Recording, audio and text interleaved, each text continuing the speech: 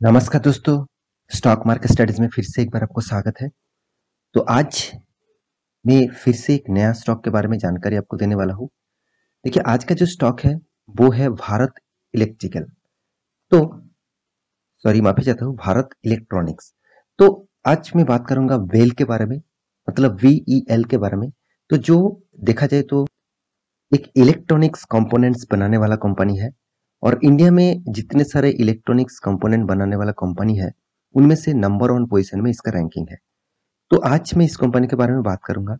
Video को पूरा देखिए, और अभी तक आपने इस चैनल को सब्सक्राइब नहीं किया तो जरूर सब्सक्राइब कर लेना, क्योंकि आपको daily basis stock market information and update चाहिए तो इस चैनल में बने रहिए। तो चलो देख लेते हैं आज के स्टॉक के बारे में। तो सबसे पहले जो चीज मैं आपको दिखाऊंगा वो है कंपनी की इंफॉर्मेशन। तो देखिए, कंपनी के इन्फॉर्मेशन के लिए मैं विकिपीडिया के ऊपर आ चुका हूँ। यहाँ पे आप देख सकते हैं भारत इलेक्ट्रॉनिक्स लिमिटेड, जो एक्चुअली देखा जाए तो एक गवर्नमेंट ओनरशिप कंपनी है। और इस कंपनी में फ्यूचर क्यों दिखता है आपको, उसका कारण जो है, company aerospace and defence electronics sector के ऊपर काम करते हैं। मतलब ये जो कंपनी है भारत इलेक्ट्रॉनिक्स, वो ज्यादातर देखा जाए तो डिफेंस सेक्टर के ऊपर, साथ ही साथ एरोस्पेस के ऊपर काम करते हैं। और यहाँ पे देखिए कंपनी की, मतलब देखा जाए तो प्राइमरीली मैन्युफैक्चर करते हैं एडवांस इलेक्ट्रॉनिक्स प्रोडक्ट्स, और यहाँ पे देखिए ग्राउंड एंड एरोस्पेस एप्लीकेंट्स। तो कंपनी के जो प्रोडक्ट्स है वो ज्यादातर देखा जाए तो मतलब एरोस्पेस के ऊपर ही काम करते हैं, साथ ही साथ हेवी व्हीकल के ऊपर भी काम करते हैं, मतलब हेवी इलेक्ट्रॉनिक्स के ऊपर भी काम करते हैं। तो company actually Bengaluru basis, Karnataka basis company है।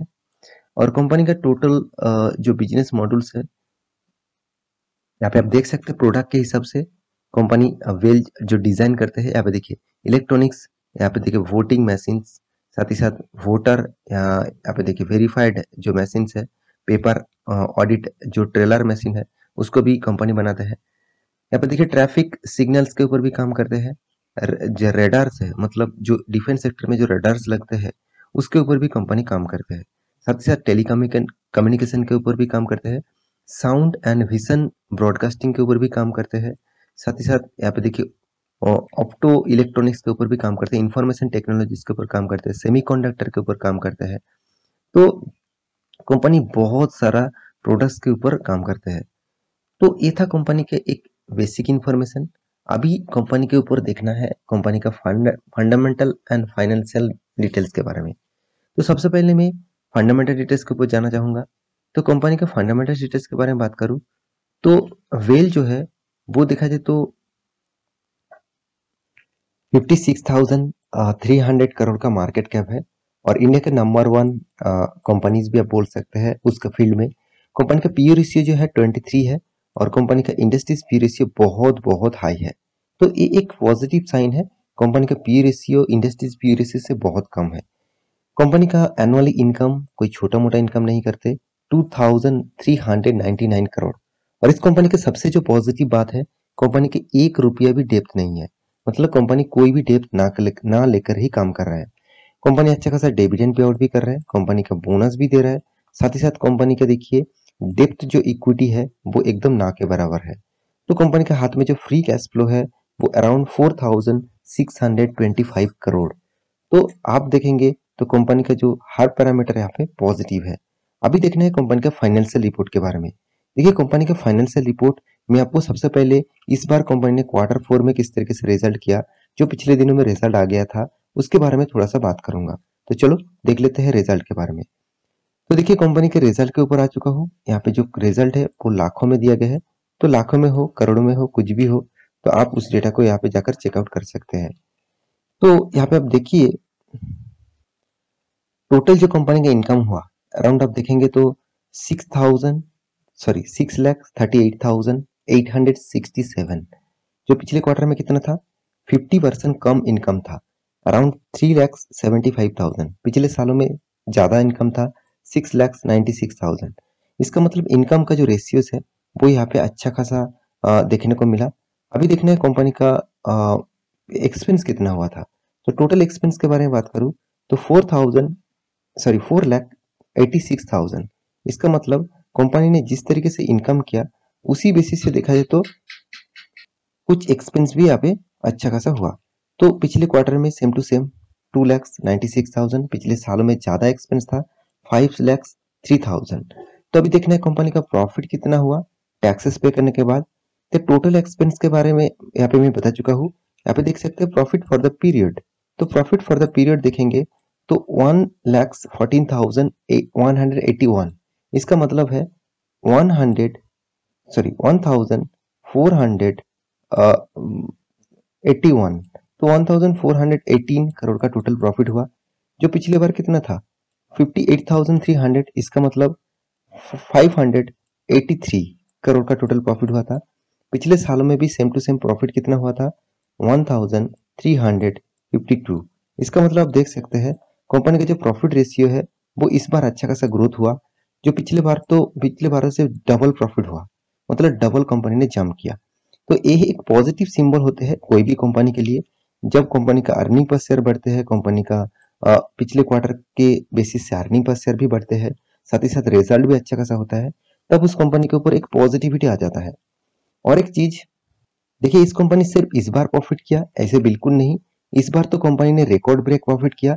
जैसे 4 डिजिट तक कंपनी का प्रॉफिट रेशियो बढ़ चुके हैं, जो पहले और एक बार हुआ था और 2 बार हुआ था। यहाँ पे 2020 में मार्च में हुआ था, और साथ ही साथ 2021 मार्च में हुआ था। इसका मतलब मार्च जो क्वार्टर है वो क्वार्टर बहुत इंपॉर्टेंस होते हैं, और इस क्वार्टर में ही कंपनी ने सबसे ज्यादा प्रॉफिट करते हैं। तो आप सोच ही लीजिए इस क्वार्टर में कुछ ना कुछ तो पॉजिटिविटी कंपनी के ऊपर होते हैं, और शायद इस टाइम में ज्यादातर कंपनी का सेल आउट होते हैं, और इसलिए कंपनी का मार्जिन भी अच्छा खासा देखते हैं। तो मेरे हिसाब से, मेरे अकाउंटिंग के हिसाब से, मेरे नॉलेज के हिसाब से मैं यही बता रहा हूँ कि इस टाइम में ज्यादा प्रॉफिट होने का एक रीजन है, क्योंकि मान के चलिए मार्च एक्चुअली ईयर का एंडिंग है, और इस एंडिंग टाइम में गवर्नमेंट क्या करते हैं, जो मान के चलिए आपको मैं एक क्लियर आपको दिखा देता हूँ। चलो मान के चलिए 1 करोड़ गवर्नमेंट ने एलोकेशन किया, एक मैं एग्जांपल के हिसाब से बता रहा हूँ। गवर्नमेंट ने इस कंपनी के लिए 1 करोड़ रुपया एक मतलब स्पेंड करने के लिए यहाँ पे दिया हुआ है। तो उनमें से देखा जाए तो कंपनी ने अराउंड 70 लैक्स का टोटल एक्सपेंस किया, मतलब खर्चा किया। खर्चा मतलब कोई प्रोडक्ट खरीदारी करने के लिए गवर्नमेंट ने 1 करोड़ दिया था। तो बाकी कितना बचा 30 लैक्स। तो 30 लैक्स वो क्या करेंगे, जब मार्च का एंडिंग होगा, मतलब जब मार्च का एंडिंग होगा उस टाइम में हर गवर्नमेंट संस्था ने क्या करते हैं, मतलब हर गवर्नमेंट डिपार्टमेंट यही करते हैं, जितने बच्चे कुछ पैसे हैं उनमें से कुछ ना कुछ चीज वो खरीदारी कर लेते हैं। अगर वो चीज नहीं खरीदारी करेंगे, वो 30 लाख जो बचे हुए हैं वो पैसा गवर्नमेंट के पास चला जाएगा। तो इसीलिए हर मार्च में ज्यादातर कंपनी ने प्रोडक्ट खरीदारी करते हैं, और उसी टाइम ज्यादातर प्रोडक्ट सेल आउट भी करते हैं। तो इसीलिए उस टाइम ज्यादातर रेवेन्यू जनरेट होते हैं। तो देखिए, ये मेरा खुद एनालिसिस के हिसाब से मैं बता रहा हूँ, क्योंकि मैं इस टाइप डेटा को बहुत बार देख चुका हूँ एंड रियल फील्ड में भी देख चुका हूँ। तो देखिए, इस कंपनी के अच्छा खासा परफॉर्मेंस होने के नाते भी इस कंपनी का देखिए आपको रिटर्न ऑफ रेशियो देखेंगे तो आपको शानदार दिखेगा। तो शानदार रिटर्न यहाँ पे है। तो मैं जरूर कहूंगा कंपनी के ऊपर बहुत पोटेंशियल है।